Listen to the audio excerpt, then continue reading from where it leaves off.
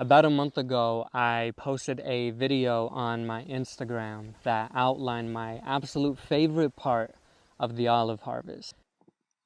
There was one element about harvesting olives that I was not expecting, and I had to share with y'all.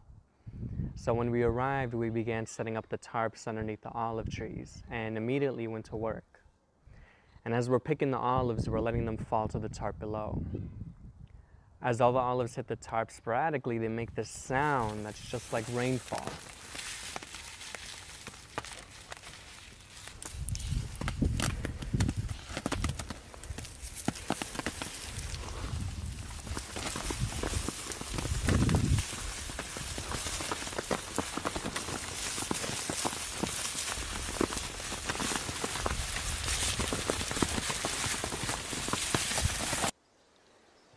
The sound of rain, the olive trees themselves, they're all beautiful things and they have so much meaning.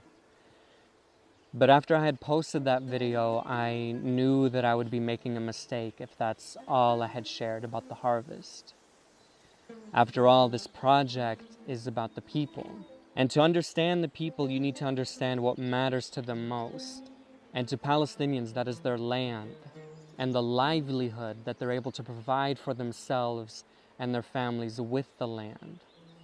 The olive trees in this part of the earth have been rooted here for many, many years. Some are even called Roman olives, like the one that I'm sitting under now, because they date back to the Roman Empire.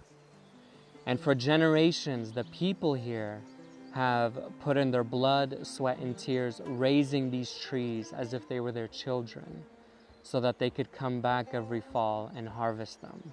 For many families here in Palestine, olives and the olive oil that comes from it is a vital source of income. My father, his father, his father's father, and so on have maintained this tradition for many years. And this year I had the privilege to experience and to participate in this phenomenon. One early morning in the month of October, I head out with my family to a large plot of land that's a little ways away from the village.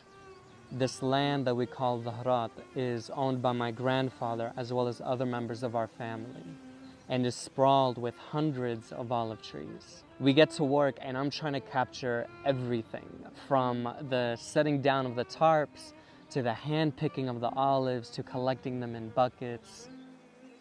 We even had a couple members from a peace organization come out and help us. These olive trees have such a powerful presence that they unite everyone underneath them.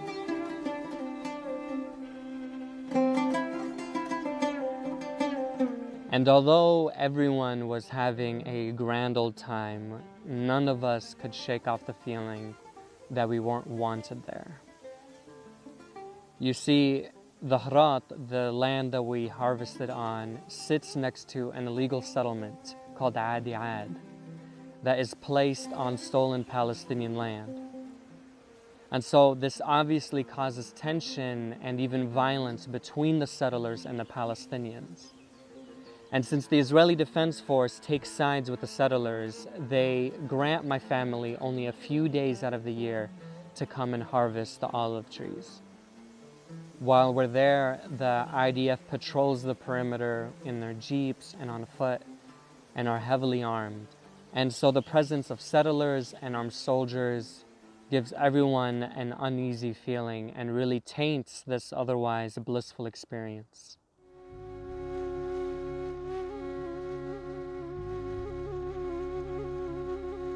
Early that morning before we had left, we had gotten word from a group that was already there that the settlers had cut down many of our trees.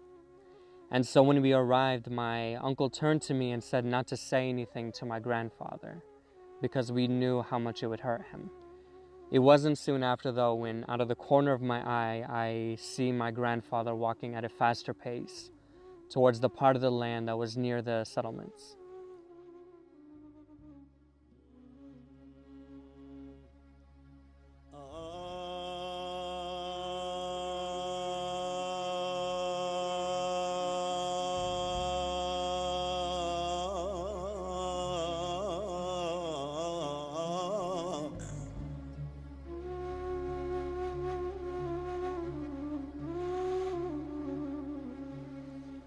أنا استشهدت يا رفاق احملوني،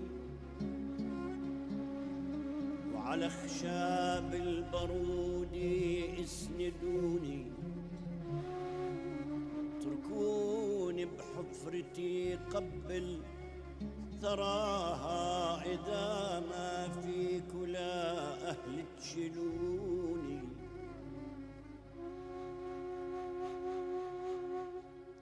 أمان تحقق بنفسي مناها،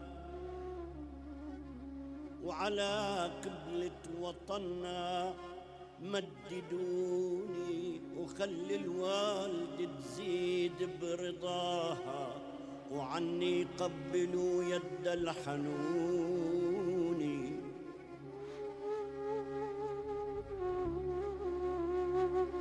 بحلم الليل لو طيفي أجاها. Over 200 trees had been cut down.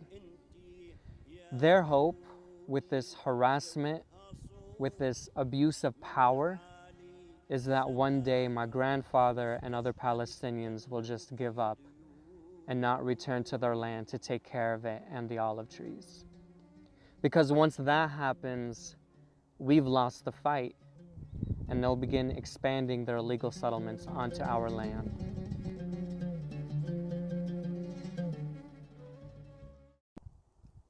But you want to know something? I'm not worried. I'm not. Because something that I saw that day is my family, even after seeing the damage to their trees, they didn't let it faze them. They continued to harvest the olives with smiles on their faces. The Palestinian spirit isn't broken. And the people here will keep coming back to their land. These olive trees have rooted us here, and we're not going anywhere.